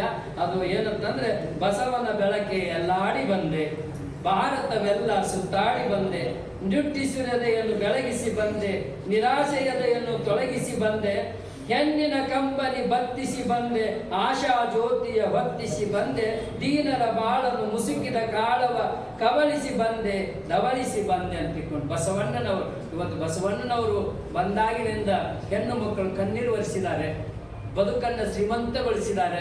ಮೇಲು ಕೇಳುಗಳನ್ನೆಲ್ಲ ತೆಗೆದು ಗೋಲ್ಡೇಜಲ್ಲಿ ಹೋದ್ಮೇಲೆ ಸಮತಟ್ಟಾಗಿರುವಂತ ನೆಲ ಕಾಣ್ತದಲ್ಲ, ಹಾಗೆ ಸಮಾಜದ ಸಮಾನತೆಯನ್ನ ಕೊಡುವಂತ ಕೆಲಸವನ್ನ ಬಸವಣ್ಣನವರು ಮಾಡಿದ್ರು. ಅದು ಎಲ್ಲೆಲ್ಲಿ ಅಂತಂದ್ರೆ ಬಹಳ ಕಡೆ ಸುತ್ತಾಡಿ, ಜಗತ್ತೆಲ್ಲ ಸುತ್ತಾಡಿ ಬಂದದೆ ಆ ಬಸವನ ಬೆಳಕೊಂಡುವಂತ ಮಾತನ್ನ ಹೇಳಿದ ಹಾಗೆ ಇವತ್ತು ಇಂಗ್ಲೆಂಡ್ದೊಳಗ, ಅಮೇರಿಕಾದೊಳಗ, ದುಬಾಯಿದೊಳಗ ಬಸವಣ್ಣನ ಮೂರ್ತಿಗಳು ಅನಾವರಣಗೊಳ್ತಾ ಇದ್ದಾವೆ ಅಂತಂದ್ರೆ ಬಸವಣ್ಣನ ಶಕ್ತಿ ಎಷ್ಟು ದೊಡ್ಡದು ಅನ್ನೋದು ಈ ಒಂದು 100 ವರ್ಷಗಳ ಹಿಂದೆ ಸಿದ್ದಯ್ಯ ಪುರಾಣಿಕರು ಹೇಳಿದ ಮಾತಿಗೆ ಶಕ್ತಿಯನ್ನು ತುಂಬುವಂತ ಕೆಲಸ ಮಾಡ್ತದ. ಅವರು ಅನೇಕ ಕಥೆಗಳ ಚರಿತ್ರೆಗಳನ್ನು ಬರೆದಿದ್ದಾರೆ. ಶರಣ ಚರಿತಾಮೃತ ಅಂತೀವಿ. ಆಮೇಲೆ ಬಸವಣ್ಣನವರ ಜೀವನ ಮತ್ತು ಸಂದೇಶ, ಹರ್ಡೇಕರ್ ಮಂಜಪ್ಪನವರು ಅನ್ನುವಂಥ ಚರಿತ್ರೆ, ಸಿದ್ದರಾಮ ಚರಿತ್ರೆ, ಮಿರ್ಜಾ ಗಾಲಿಬ್ ಅನ್ನುವಂಥ ಚರಿತ್ರೆ, ನಜೀರ್ ಅಕ್ಬರ್ ಆದಿ, ಮಹಾದೇವಿ, ಅಲ್ಲಮಪ್ರಭಾ, ಇವು ಚರಿತ್ರೆಗಳು. ನಾನು 1981 ಬೆಂಗಳೂರು ಇದ್ದೆ. ಆನಂದರಾವ್ ಸರ್ಕಲ್ದೊಳಗ ಪುಸ್ತಕಗಳನ್ನು ಮಾರಾಕತ್ತಿದ್ದೆ. ಪುಸ್ತಕಗಳನ್ನು ಮಾರುವಾಗ ಇಷ್ಟು ದಪ್ಪ ಪುಸ್ತಕದ್ದು 12 ರೂಪಾಯಿ ಇರೋದು, ಮೈಸೂರು ಸಾಕ್ಷರ ಭಾರತದ ಮುದ್ರಣಗೊಂಡಂಥದ್ದು ಶರಣ ಚರಿತಾಮೃತ. ಅದು 12 ರೂಪಾಯಿ ಇಷ್ಟು ದಪ್ಪ ಪುಸ್ತಕ ಏನಿದೆ ಅಂತೇಳಿ ತಗೊಂಡು ಮನೆಗೆ ಬಂದೆ. ಅವ್ರು ಬರೆದಿರುವಂತ ತಮ್ಮ ಮುನ್ನುಡಿ ಮತ್ತು ತಮ್ಮ ಅನಿಸಿಕೆಗಳನ್ನು ಓದಿದಾಗ ನನಗಿಷ್ಟು ಖುಷಿ ಆಯ್ತು. ಅವತ್ತಿಂದ ಆ ಗ್ರಂಥವನ್ನು ನಾನು ಓದುವಂತ ಕೆಲಸ ಮಾಡಿದೆ. ಆ ಗ್ರಂಥ ಎಲ್ಲಿ ತೆಗೆದುಕೊಂಡು ಓದಲು ಕೂಡ ನೂರಾರು ಸಾವಿರಾರು ರೂಪಾಯಿಗಳನ್ನು ಉತ್ಪಾದನೆ ಮಾಡಿ ನನಗೆ ಕೊಡ್ತಿರು. ಎಷ್ಟು ರೂಪಾಯಿ ಇತ್ತು? 12 ರೂಪಾಯಿ ಪುಸ್ತಕ. 12 ರೂಪಾಯಿ ಪುಸ್ತಕ ನನ್ನ ಬದುಕನ್ನು ಶ್ರೀಮಂತ ಮಾಡಿದ್ದು. ಅಂತ ಶರಣ ಚರಿತಾಮೃತ ಅನ್ನುವಂಥ ಗ್ರಂಥವನ್ನ, ಅದು ಸುಮ್ಮನೆ ಯಾವುದೋ ಒಂದು ಕಥೆಯನ್ನು ಕೇಳಿ ಬರೆದವ್ರು ಅಲ್ರಿ ಅವ್ರಿ. ಆ ಶರಣರು ಎಲ್ಲಿದ್ದಾರಲ್ಲ, ಎಲ್ಲಿ ಹುಟ್ಟಿ ಬೆಳೆದಾರ, ಅವರ ಕಾರ್ಯಕ್ಷೇತ್ರವನ್ನು ಹೋಗಿ ನೋಡಿ ಅಧ್ಯಯನ ಮಾಡಿ ಸಂಶೋಧನೆ ಮಾಡಿ ಬರೆದಿರ್ತಕ್ಕಂಥದ್ದು. ಮೋಳಿಗೆ ಮಾರಿಯನ ಕಥೆಯನ್ನು ಬರೀಬೇಕಾದ್ರೆ ಕಾಶ್ಮೀರಕ್ಕೆ ಹೋಗಿ ಅಲ್ಲೇ ವಾತಾವರಣವನ್ನು ನೋಡಿ ಅದರೊಳಗೆ ಚಿತ್ರಣವನ್ನು ಮಾಡಿರ್ತಕ್ಕಂಥದ್ದು. ಇಂಥ 8 ಚರಿತ್ರೆಗಳನ್ನ ಅವರು ಬರೆಯುವಂತ ಕೆಲಸವನ್ನು ಮಾಡ್ತಾರೆ. ಹಾಗೇನೆ ಅವರ ದೊಡ್ಡದಾಗಿರ್ತಕ್ಕಂಥ ಜೀವನದ ವಿವರ. ಅವರು 1994 9ನೇ ತಿಂಗಳು 5ನೇ ತಾರೀಕಿನ ದಿವಸ ಲಿಂಗೈಕ್ಯರಾಗ್ತಾರೆ. ಇಂಥ ಮಹಾನುಭಾವರು ಅನೇಕ ಕೃತಿಗಳನ್ನು ನಮ್ಮ ಸಮುದಾಯಕ್ಕೆ ಕೊಡುವಂತ ಕೆಲಸ ಮಾಡ್ತಾರೆ. 9 ಕಾವ್ಯಗಳನ್ನು ಬರೀತಾರೆ. ವಚನ ಸಂಕಲನಗಳು 4 ಇದಾವೆ, ನಾಟಕಗಳು 5 ಇದಾವೆ, ಕಥಾ ಸಂಕಲನಗಳು 2 ಇದಾವೆ, ಕಾದಂಬರಿ 1 ಇದೆ. ಹಾಗೇನೆ ಮಕ್ಕಳ ಸಾಹಿತ್ಯ ಕುರಿತು 5 ಗ್ರಂಥಗಳು ಬರೆದಿದ್ದಾರೆ. ಮಕ್ಕಳ ನಾಟಕ 1 ಇದೆ, ಮಕ್ಕಳ ಪ್ರವಾಸ ಸಾಹಿತ್ಯ 1 ಇದೆ, ಜೀವನ ಚರಿತ್ರೆಗಳು 8 ಇದಾವೆ, ಸಂಪಾದಿತ ಕೃತಿಗಳು 13 ಇದಾವೆ, ಇತರ ಕೃತಿಗಳು 5, ಆಯ್ದ ಕವನ ಸಂಕಲನಗಳು 2, ಇಂಗ್ಲಿಷ್ ಕೃತಿಗಳು 2, ಡಾಕ್ಟರ್ ಪುರಾಣಿಕರ ಕೃತಿಗಳ ಅನುಭಾಗ 2, ಸಿದ್ದಯ್ಯ ಪುರಾಣಿಕರ ಕುರಿತು 8 ಪುಸ್ತಕಗಳು ಈ ನಮ್ಮ ಕನ್ನಡ ನಾಡುಗಳು ಬಂದಿದ್ದು. ಇಂಥ ಒಬ್ಬ ಮಹಾನ್ ವ್ಯಕ್ತಿಯ ಚರಿತ್ರೆಯನ್ನ ಕುರಿತು ಚಿಂತನ ಮಾಡೋದು ಅಂತಂದ್ರೆ ಸಮುದ್ರದ ನೀರನ್ನ ಒಂದು ಲೋಟದೊಳಗೆ ಹಾಕಿದಂಥದ್ದು. ಅಂತ ಸಾಹಸವನ್ನು ಮಾಡಲಿಕ್ಕೆ ನಮ್ಮ ಮಂಗಲಕ್ಕ ಮೆಟ್ಟಗುಡ್ಡವರು ಅವಕಾಶ ಮಾಡಿಕೊಟ್ರು. ಈಗ 3 ತಿಂಗಳಿಂದ ನಾವು ಬರಬೇಕಾಗಿತ್ತು. ಎಲ್ಲೆಲ್ಲೋ ಕಾರ್ಯಕ್ರಮ ಇರೋದ್ರಿಂದ ನಮ್ಮ ಮೆಣಸಿನಕಾಯಿ ಕಾಡೇಕಾಡವ್ರು ಈ ತಿಂಗಳು ಬರ್ತೀರೇನ್ರಿ, ಈ ತಿಂಗಳು ಅವ್ರು ಯಾವಾಗ ಕೇಳ್ತಾರ ಒಮ್ಮೆ ಎಲ್ಲೋ ಕಾರ್ಯಕ್ರಮ ಇರ್ತಿತ್ತು. ಹೋದ ತಿಂಗಳು ಕೇಳಿದ್ರು ಬೆಂಗಳೂರಾಗಿದ್ದೆ, ಮುಂದಿನ ತಿಂಗಳು ನಕ್ಕಿ ಬರ್ತೀನಂದೆ. ಆದ್ರೆ ಈ ತಿಂಗಳು ಹೇಳಿದ್ರು, ನಾನು ಬಂದೆ. ನನ್ನ ಪುಣ್ಯ ಏನಂದ್ರೆ ಸಿದ್ದಯ್ಯ ಪುರಾಣಿಕರ ಪರಿಚಯವನ್ನು ಮಾಡಿಕೊಡುವಂತ, ನನ್ನ ಬದುಕನ್ನು ಶ್ರೀಮಂತ ಮಾಡಿದಂತ ಒಂದು ಪುಸ್ತಕವನ್ನ ಬರೆದುಕೊಟ್ಟಂತ ಅವರ ಕೃತಿಯ ಅವರ ಬದುಕನ್ನ ಪರಿಚಯ ಮಾಡಿಕೊಂಡು, ನಾನೇನು ಬಹಳ ದಿಗ್ಗವಾಗಿ ವಿವರವಾಗಿ ಅವರ ಚರಿತ್ರೆಯನ್ನ ವಿಚಾರವನ್ನ ನಿಮಗೆ ಹೇಳಿಕೊಟ್ಟಿಲ್ಲ. ಮತ್ತೊಮ್ಮೆ ಏನಾದರೂ ಕೂಡ ಇಂಥವರ ಚರಿತ್ರೆಗಳ ಪರಿಚಯವನ್ನು ಮಾಡಿಕೊಡೋದ್ರ ಜೊತೆಗೆ ಅವ್ರು ಬರೆದಿರುವಂತ ಒಂದೊಂದು ಗ್ರಂಥವನ್ನ ಒಬ್ಬೊಬ್ಬರು ಒಂದೊಂದು ಸಲ ಮಾಡಿಕೊಡುವಂತ ಕೆಲಸವನ್ನ ಈ ವೇದಿಕೆ ಮೇಲೆ ಮಾಡುವಂತ ಕೆಲಸವನ್ನ ಮಂಗಲಾಕ ಮೆಟ್ಕೊಂಡವ್ರು ಮಾಡಿಕೊಡ್ಬೇಕನ್ನುವಂತ ಮಾತನ್ನು ಹೇಳ್ತಾ, ನಮ್ಮ ಇಡೀ ಕರ್ನಾಟಕ ರಾಜ್ಯದೊಳಗೆ ಜಿಲ್ಲಾ ಸಾಹಿತ್ಯ ಪರಿಷತ್ಗಳು ಬಹಳ ಇದಾವೆ, ಜಿಲ್ಲೆಗೊಂದಿದ್ದಾವೆ. ಆದ್ರೆ ಕ್ರಿಯಾಶೀಲ ಜಿಲ್ಲಾ ಸಾಹಿತ್ಯ ಪರಿಷತ್ ಅದು ಯಾವಾಗಲೂ ಇದ್ರೆ ಅದು ನಮ್ಮ ಬೆಳಗಾವಿ. ಅದಕ್ಕೆ ಕಾರಣ ಏನಂದ್ರೆ ಮಾತೃ ಸ್ವರೂಪಿಣಿಯಾಗಿ ತಾಯಿಯ ವಾತ್ಸಲ್ಯವನ್ನು ತೋರುವ ಮೂಲಕ ಕನ್ನಡ ಭಾಷೆಯ ಕನ್ನಡ ತೊದರ್ನುಡಿಯನ್ನ ಸಮಾಜಕ್ಕೆ ಮುಟ್ಟಿಸುವಂತ ಕೆಲಸವನ್ನ ನಮ್ಮ ಮಂಗಲಾಕರು ಮಾಡ್ತಾರೆ. ಕಾರಣ ಅವ್ರ ಹೆಸರದೊಳಗ ಮಂಗಲಿದೆ. ಅವ್ರು ಎಲ್ಲಿರ್ತಾರೆ ಆ ಕಾರ್ಯಕ್ರಮಗಳೆಲ್ಲ ಮಂಗಲವಾಗಿ ಸಂಪನ್ನಗೊಳ್ತಾವೆ ಅನ್ನುವಂಥ ಮಾತುಗಳನ್ನು ಈ ಸಂದರ್ಭದೊಳಗೆ ಹೇಳ್ತಾ, ಅವ್ರು ಬಹಳ ದಿನಗಳಿಂದ ನಮ್ಗೆ ಪರಿಚಯ ಅವರು ಮೆಟ್ಗೋಡಕ್ಕ. ಹಾಗಾಗಿ ಈ ಕಾರ್ಯಕ್ರಮದೊಳಗ ಬರ್ಬೇಕನ್ನುವಂಥ ಮಾತನ್ನ ಹೇಳಿದ್ರು. ಬಂದೆ, ನಿಮ್ಮನ್ನೆಲ್ಲ ನೋಡಿ ನಮ್ಗೆ ಬಹಳ ಖುಷಿ ಆಯ್ತು. ಮನೆ ಕಟ್ಟಾಕ 4 ಕಂಬ ಸಾಕು, ನೀವು ಬಹಳ ಜನ ಇಲ್ಲ ಅನ್ನೋ ದುಃಖನೂ ಇಲ್ಲ. ಯಾಕಂದ್ರೆ ಮನೆಗೆ 4 ಕಂಬಗಳು ಹಾಕಿ ಮುಖ್ಯನೋ, ನೀವು 4 ಕಂಬದ ಪಾಡಿಗಳು ನೀವೇನು ಅದಿರಲಿಲ್ಲ. ನೀವು ಮತ್ತೆ ಮತ್ತೆ ಈ ಕಾರ್ಯಕ್ರಮವನ್ನು ಶ್ರೀಮಂತಗೊಳಿಸುವಂತ ಕೆಲಸವನ್ನು ತಾವೆಲ್ಲ ಮಾಡಬೇಕನ್ನುವಂಥ ಮಾತನ್ನು ಹೇಳ್ತಾ, ಇನ್ಮೇಲೆ ನಮ್ಮ ದೊಡ್ಡ ಮನೆಯವರು ಹೆಸರು ಹೆಂಗಿತ್ತು ನೋಡ್ರಿ, ದೊಡ್ಡ ಮನೆ, ಮನಸ್ಸು ದಾಡ್ದು, ಆಮೇಲೆ ಅಡ್ರೆಸ್ಸು ದಾಡು, ದೊಡ್ಡ ಮನೆ. ಮನೆ ಮನ ಎರಡೂ ದೊಡ್ಡದು. ಯಾಕಂದ್ರೆ ನಾ ಇಷ್ಟು ಟೈಮ್ ಆದ್ರೂ ಸುಮ್ಮನೆ ಕೂತಾರ್ರಿ. ಒಬ್ರು ಮಾತಾಡಕತ್ತಿದ್ರು ಹಂಗೆ ಮಾತಾಡಕತ್ತಿದ್ರು. ಕೆಲವು ಮಾತಾಡೋದು ಚಟ ಇರ್ತೈತೆ ಕಾಲ, ಹಿಂಗ್ ಕೈ ಮಾಡಿ ಮಾತಾಡೋದು, ಹಿಂಗೆ ಮಾಡಿ ಮಾತಾಡೋದು, ಹಿಂಗೊಂದು ಚಟ ಇರ್ತೈತಿ. ಹಂಗ ಮಾತಾಡಕತ್ತಿದ್ದ 2 ತಾಸು ಅವ ಕಣ್ಣು ಮುಚ್ಚಿ ಮಾತಾಡೋ ಚಟ ಇತ್ತು. ಕಣ್ಣು ಮುಚ್ಚಿ ಮಾತಾಡ ಎಲ್ಲಾರು ಹೋಗಿದ್ರು. 2 ತಾಸು ಅಂದ್ರೆ ಕಣ್ ಬಿಟ್ಟಾಗ ಒಬ್ಬ ಉಳಿದ ನಿಲ್ಕಿ ಮೇಲೆ ನೀವು ಒಬ್ಬರ ಕುಂತಿದ್ದಲ್ಲ, ಚಲೋ ಆಯ್ತು, ನಮಸ್ಕಾರ ಮೇಡಮ್, ನಿಂದು ಪ್ರವಚನ ಮುಗಿದ್ಮೇಲೆ ನಂದು ಐತೆ ಅಂತೇಳಿ ಕುಂತೀನಿ ಅಂತ ದೊಡ್ಡ ಮನೆಯವರು ನನಗೂ ಒಂದು ಅವಕಾಶ ಕೊಡೋಣ ಮಾತು ಮುಗಿಸೋದು ಚಲೋ ಅನ್ನುವಂಥ ಮಾತುಗಳನ್ನು ಸಿದ್ಧೇಯ ಪುರಾಣಿಕರ ಮಾತುಗಳನ್ನ ವಿಚಾರಗಳನ್ನ ವಿನಿಮಯ ಮಾಡಿಕೊಳ್ಳಿಕ್ಕೆ ಅವಕಾಶ ಮಾಡಿಕೊಟ್ಟಿರ್ತಕ್ಕಂಥ ಕ್ರಿಯಾಶೀಲ ಬೆಳಗಾವಿ ಜಿಲ್ಲೆಯ ಕನ್ನಡ ಸಾಹಿತ್ಯ ಪರಿಷತ್ತಕ್ಕೂ ನಮ್ಮ ಪದಾಧಿಕಾರಿಗಳಿಗೂ ಮತ್ತೊಮ್ಮೆ ಭಕ್ತಿ ಶರಣಗಳನ್ನು ಹೇಳ್ತಾ, ಈ ಕಾರ್ಯಕ್ರಮದಲ್ಲಿ ಇವತ್ತು ಆಕಸ್ಮಿಕವಾಗಿ ನಮ್ಮ ಅಕ್ಕವರು ರತ್ನಪ್ರಭಾ ಗಂಧದ ಅಕ್ಕವರು ಕೂಡ ಬಂದರೆ ಅದಕ್ಕೊಂದು ಬೆಳಕು ಬಂತು. ಆ ಬೆಳಕಿಗೆ ಒಂದು ಜ್ಯೋತಿಯಾಗಿ ಬದಾಮಿ ಜ್ಯೋತಿ ಅವರು ಬಂದರೆ ಏನು ನೋಡಿದ್ರೆ ಎಲ್ಲ ಇವತ್ತು ಎಲ್ಲವರ ಮಧ್ಯದೊಳಗೆ ನನಗೆ ಮಾತನಾಡಲಿಕ್ಕೆ ಅವಕಾಶ ಸಿಕ್ಕಿದ್ದು ನನ್ನ ಪುಣ್ಯ ಅನ್ನುವಂಥ ಮಾತುಗಳು ಹೇಳ್ತಾ ನನ್ನ ಮಾತುಗಳಿಗೆ ಇರಪಡ್ತೀನಿ. ಎಲ್ಲರಿಗೂ